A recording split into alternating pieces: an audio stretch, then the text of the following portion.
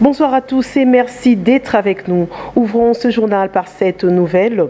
La première ministre Judith Suminwa s'est rendue ce jeudi 10 avril à Dubaï pour rencontrer les dirigeants de DP World, troisième plus grand opérateur portuaire mondial. Ce rendez-vous important visait à débloquer la situation du port en eau profonde de Banana, un projet stratégique pour la République démocratique du Congo. Au terme de l'accord signé en décembre 2021, DP World aménage un quai initial de 700 mètres au port de Banana et d'après la chef du gouvernement, le premier navire pourrait accoster de l'année 2026. Nous y reviendrons. Au dernier jour de la 14e édition de l'AIM Congress, la RDC a marqué les esprits avec une prestation haut de gamme destinée à attirer les investisseurs internationaux organisée par l'Agence nationale pour la promotion des investissements ainsi d'événements stratégiques à rassembler les investisseurs des diverses nationalités venus découvrir les opportunités offertes pour les pays. Adlé Makpolo.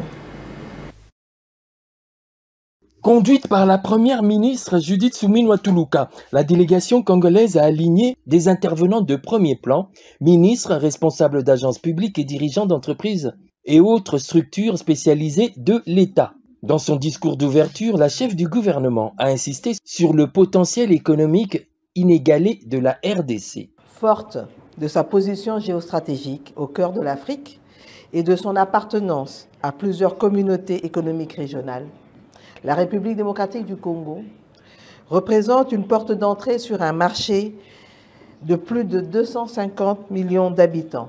En effet, la République démocratique du Congo à elle seule a une population de 120 millions d'habitants, donc 120 millions de consommateurs, sans compter la population de 9 pays voisins. Notre pays, riche en ressources naturelles, est aujourd'hui plus que jamais un acteur clé dans les enjeux de développement durable et de transition énergétique. La cellule technique de coordination et de planification minière CTCPM a détaillé les avantages du code minier de la RDC. L'ANSER, Agence nationale d'électrification rurale, a mis en avant les projets d'énergie renouvelable, tandis que l'ANAPI a rappelé les incitations fiscales et douanières offertes aux investisseurs. Clôturant la participation congolaise, la première ministre a lancé un appel vibrant aux investisseurs. Cette journée est l'occasion de vous présenter un portefeuille de projets concrets portés par les membres de notre délégation ministérielle et les entreprises congolaises présentes. Ces initiatives s'inscrivent dans notre volonté de bâtir des partenariats solides, transparents et mutuellement bénéfiques.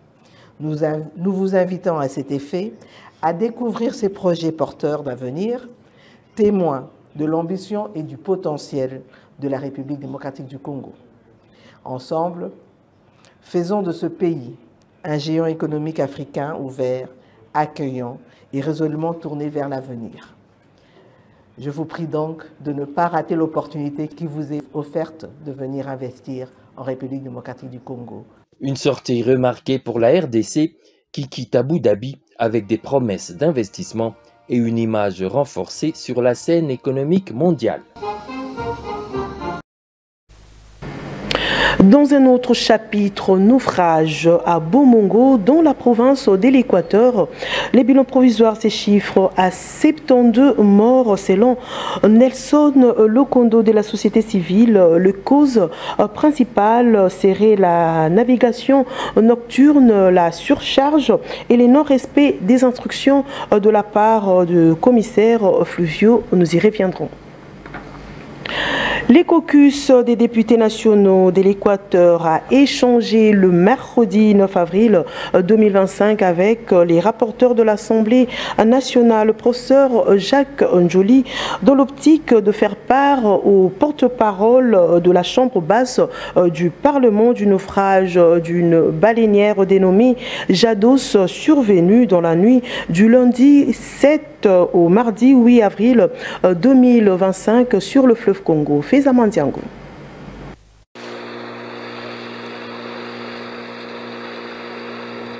Selon les dernières informations, plus de 100 personnes ont perdu la vie à la suite du naufrage d'une baleinière dénommée Jados dans la nuit du lundi 7 à mardi 8 avril 2025 sur le fleuve Congo. Cet accident s'est produit au niveau des monts Benzeno en passant par le marché de Maïta dans la province de l'Équateur. Aussitôt alertés, les députés nationaux réunis au sein du caucus des élus de l'Équateur, conduit par la présidente de ces caucus, Joséphine Pacifique Lokumo, ont échangé ce mercredi 9 avril 2025 avec le rapporteur de l'Assemblée nationale, le professeur Jacques-Tullier Sengekeli. Il a été question pour ces élus de faire part au porte-parole de la Chambre basse du Parlement de cette catastrophe dans l'optique que l'Assemblée nationale puisse diligenter une mission parlementaire pour s'enquérir de la situation. Il y a un naufrage, un accident qui vient d'avoir lieu dans la province de l'Équateur, à plus ou moins 70 km en aval de la ville de Bandaka, au niveau du campement appelé Maïta.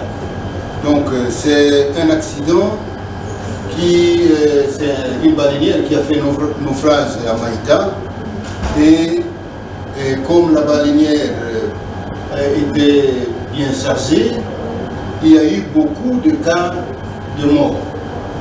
Hier, jusqu'à hier soir, on dénombrait déjà 52 corps qui étaient identifiés et reconnus, qui étaient retirés de la baleinière. Et donc ce travail s'est poursuivi jusqu'à ce matin. On continue à repêcher le corps. Aux dernières nouvelles, on parlait déjà de plus de 100 morts. Et alors, nous sommes venus chez l'honorable rapporteur de l'Assemblée nationale pour l'alerter sur cette catastrophe qui vient d'avoir lieu dans la province de l'Équateur.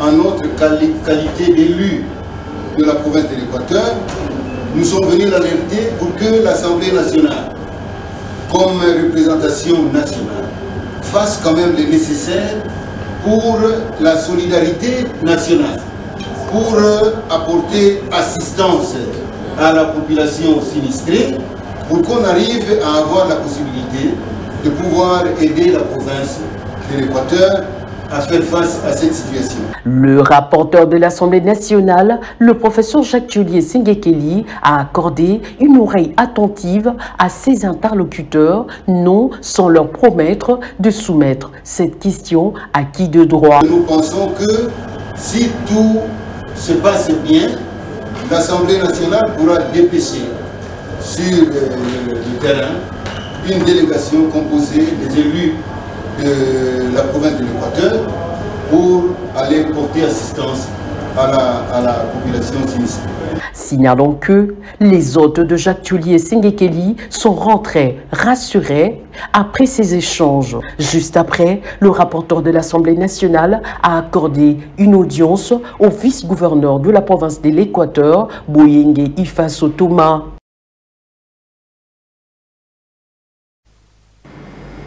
Et puis, les officiers de FARDC formés à l'EFO Kananga ont prêté serment le mardi dernier devant le VPM de la Défense à l'issue de la clôture de leur formation militaire. Il s'agit des formations de la 36e session ordinaire de cette école militaire et 19 sessions spéciales. Regardez.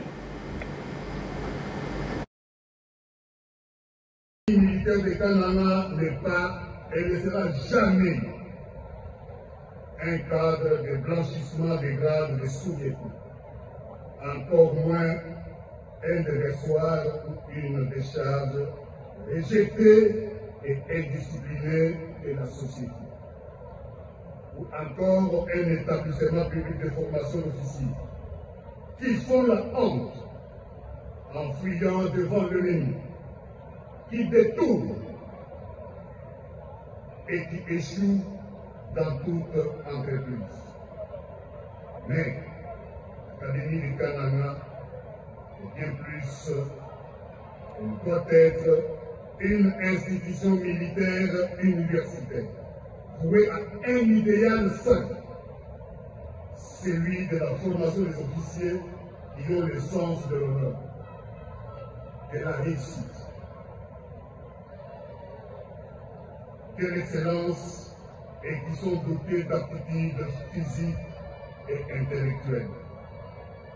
On va voir caractère et du moral nécessaire pour contribuer à la défense de l'intégrité nationale et des frontières en relevant les défis sécuritaires, surtout en ce moment où notre pays subit une guerre d'agression lui imposée par le Rwanda dans sa partie orientale.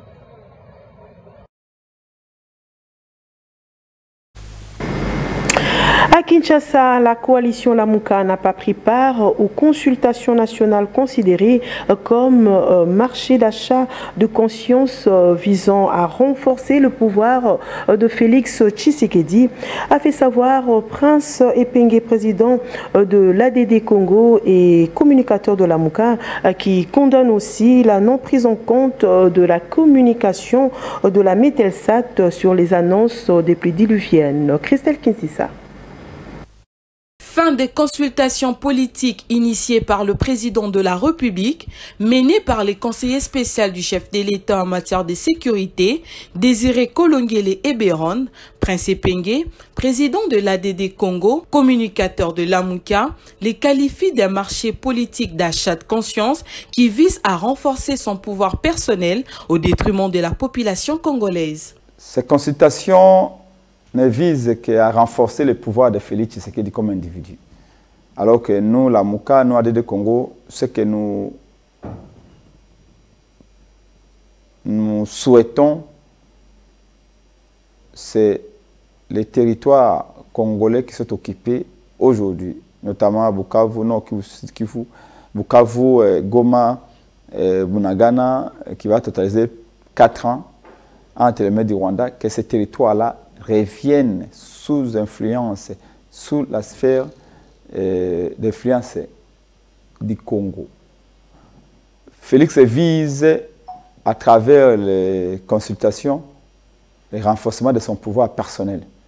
Nous visons, à travers les dialogues que nous proposons, la récupération de nos territoires, l'unité du Congo et la réconciliation des Congolais. Donc, nous, au niveau de la Lamuka et de l'ADD Congo, nous ne parlons pas le même langage, nous ne visons pas la même chose. Au sujet de la pluie diluvienne tombée dans la nuit du vendredi 4 au samedi 5 avril, qui ont gonflé la rivière Ndjili, ces communicateurs de Lamuka parlent d'une catastrophe naturelle signalée par Mételsat que le gouvernement en place n'a pas pris soin et ils jugent la prise en charge des sinistrés de chaotique. Malheureusement, non seulement l'assistance a fait défaut, mais la prise en charge des victimes est chaotique. Vous allez au stade de Marty, vous allez au stade de Vémin, et les populations évacuées d'Indano, de Massina Peto Congo sont complètement abandonnées à elles-mêmes. Les sinistrés qui sont au stade de Marty, au stade de Vémin, dans les gymnases, mangent à 23 h. Hier, mercredi, on leur a donné de la bouillie. Voyez-vous? Et donc, une seconde catastrophe risque de se produire dans ces installations où on a laissé les gens. Voilà pourquoi ADD Congo et Lamuka propose tout simplement au gouvernement de sortir une somme d'argent, d'assister financièrement chaque famille de sinistrés pour que celles-ci regagnent leurs maisons respectives. Le bilan des inondations qui ont frappé la capitale de la RDC est passé de 33 à 43 morts. Parlons à présent de la situation sécuritaire dans l'est de la RDC. Les habitants de Walikale espèrent beaucoup de la médiation du Qatar entre le gouvernement congolais et le 1-23. Dans cette cité stratégique, les rebelles se sont retirés il y a quelques jours. Les habitants, eux, restent marqués par les récents affrontements. Reportage. Très doucement, Walikale se réveille. Quelques motos, quelques passants dans les rues, même si bon nombre des shops restent fermés. La cité a subi des combats au mois de mars, quand le M23 a pris ce lieu stratégique du Nord Kivu. Le mouvement a annoncé depuis son retrait effectif depuis début avril. Mais les séquelles des pillages restent visibles. Cet habitant veut pourtant croire au retour de la paix. La police est là, l'armée est là, et quelques Ouazalines aussi sont là. Et aussi la population commence à regagner les milliers de leurs maisons et leurs segments. Un peu plus loin, François voit son retour différemment. Les cadenas qu'il avait installés n'ont pas résisté, son magasin a été pillé dans le chaos des affrontements. Il vendait du vin, des boissons alcoolisées, des denrées alimentaires. Pour lui, les habitants de ce quartier de Nyabangui ont participé eux-mêmes à la destruction de son commerce. Après Dieu, c'est l'État. Et l'État ne sait plus quoi faire. Alors, qu'est-ce que je peux dire? C'est comme un animal qui est mort au sol. Il ne va pas se réveiller. Je suis comme un animal qu'on a tué. Je suis un mort-vivant. Seul le gouvernement saura quoi faire pour nous, les commerçants. Ceux qui ont pillé sont des enfants de Nyabangui. Et ça me surprend. La population, au lieu de protéger nos marchandises, est devenue l'ennemi des commerçants.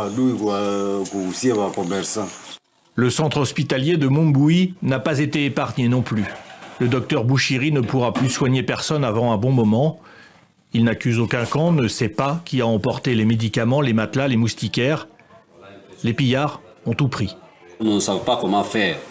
Demandons alors à notre gouvernement de nous venir en aide avec quelques médicaments pour que nous puissions prendre en charge la population environnante. La cité vit dans l'attente d'une paix durable, encore hypothétique aujourd'hui. Walikale est considéré comme un point stratégique dans une région minière, un carrefour de route venant de l'Est depuis Goma et Bukavu, une cité clé vers la grande ville de Kisangani.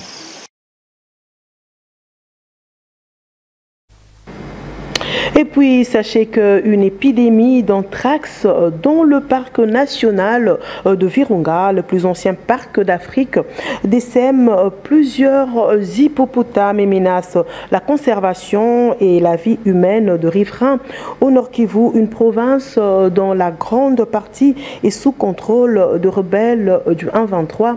Nous y reviendrons.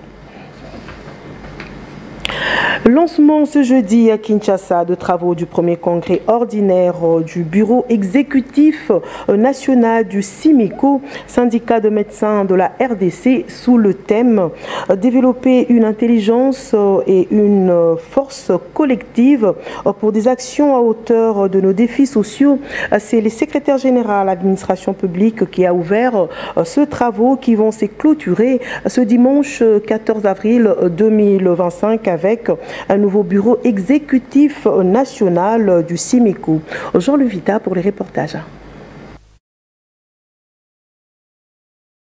Au nom du vice-premier ministre, ministre de la fonction publique, modernisation des administrations, innovation des services, je déclare officiellement ouvert le travaux du premier congrès ordinaire du syndicat de médecins du Congo et j'en souhaite plein succès. C'est en présence des délégués syndicaux venus des différents coins de la République et ceux de Kinshasa, ainsi que plusieurs invités, notamment les secrétaires généraux des différents syndicats, que le SIMECO, syndicat national des médecins de la République démocratique du Congo, a ouvert son tout premier congrès depuis sa création. À la suite des mots du secrétaire exécutif de Kinshasa et du Conseil des sages du SIMECO, le secrétaire exécutif national, Dr Juvenal Mouanda, a circonscrit le contexte de guerre dans lequel se déroulent ces assises. Notre congrès a notamment la mission de parachever ce processus par l'élection de membres du bureau exécutif national qui doivent diriger les syndicats pendant les 4 prochaines années.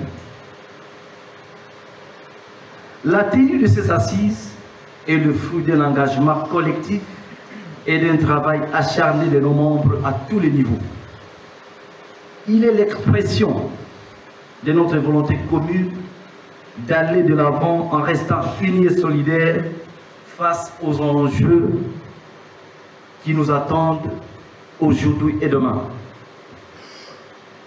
C'est donc un moment particulier et historique, une opportunité unique de dresser le bilan de notre parcours, d'évaluer, préserver nos acquis, mais surtout de tracer ensemble l'avenir de notre syndicat. Il nous faut un bond qualitatif une réflexion profonde pour développer une intelligence et une force qui doivent nous permettre d'avoir une ambition commune et des actions solidaires face à nos défis communs dans l'accomplissement de notre devoir, celui de servir l'humanité. Occasion pour le CIMECO de réitérer son soutien aux institutions de la République ainsi qu'aux forces armées engagées au front. Le secrétaire exécutif national, Dr Juvenal Muanda, a appelé les délégués à la responsabilité pour atteindre les résultats attendus par les affiliés. Je vous le dis avec conviction, avec une détermination collective, ces défis peuvent être relevés. Pour cela, nous avons une responsabilité immense. Celle de nous unir et de fédérer les autres autour de nos défis. Alors, avançons ensemble avec courage et détermination. Faisons de ce congrès un lieu de réflexion, d'échange et d'action. Et rappelons-nous que dans cette grande aventure du combat syndical, chaque geste, chaque action, chaque progrès peut changer la vie de ceux que nous représentons. Signalons que ce congrès, ouvert ce jeudi 10 avril, s'achèvera le dimanche 13 avril par des résolutions. Et pour terminer, la reprise de pourparlers de Doha entre Kinshasa et l'AFC 1-23, la main tendue du chef de l'État reste en suspense après les consultations nationales. La Likoko exige la révocation du ministre Boudimbu pour détournement. Après les inondations, la capitale menacée par des maladies hydriques. Tels sont les sujets abordés dans cette revue de presse signée Adlé Makpolo.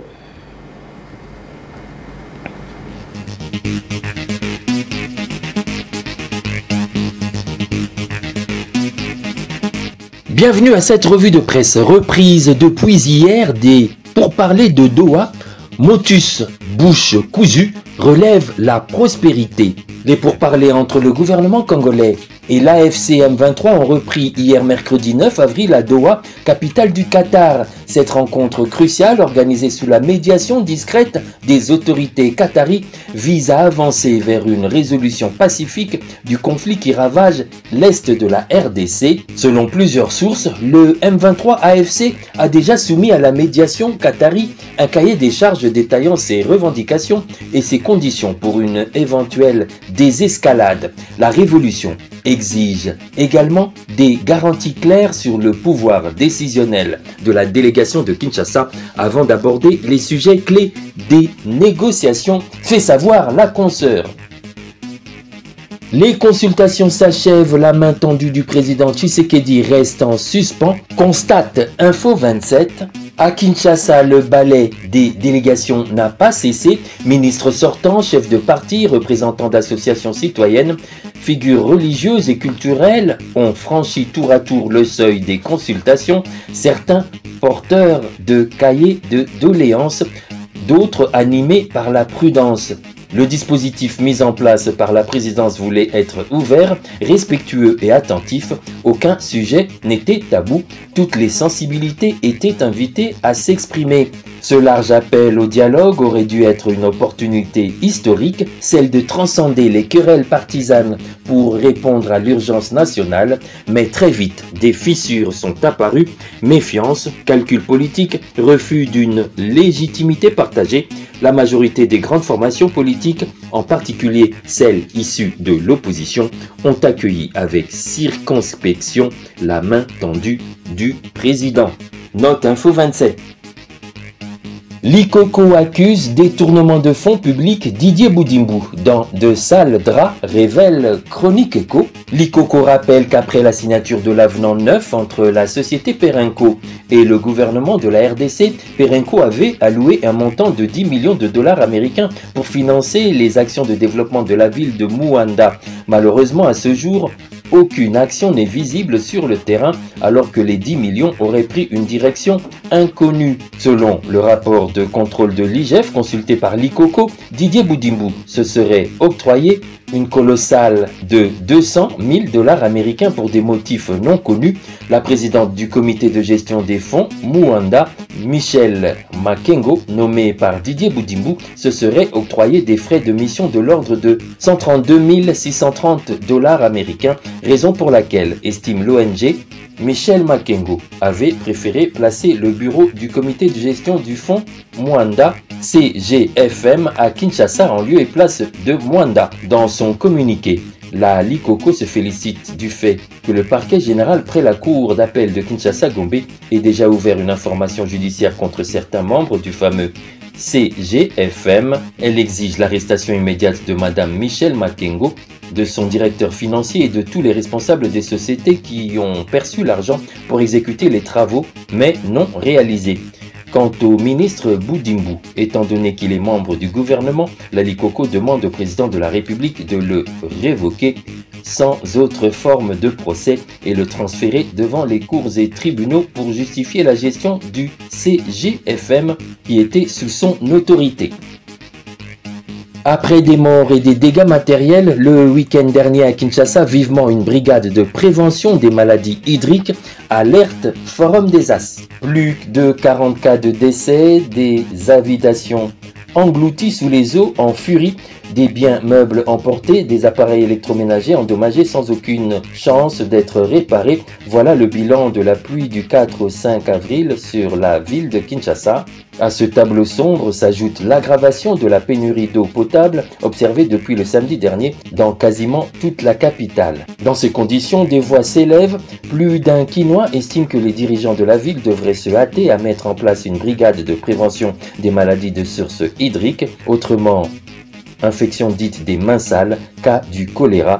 De l'avis des mêmes observateurs, ce travail d'assainissement de l'environnement doit être fait par des techniciens et avant le retour des familles déplacées, car gouverner, c'est prévoir.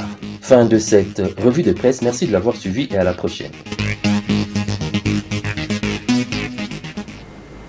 Voilà, fin de ce journal. Merci à vous de l'avoir suivi. Restez sur la télé démocratique. Au revoir.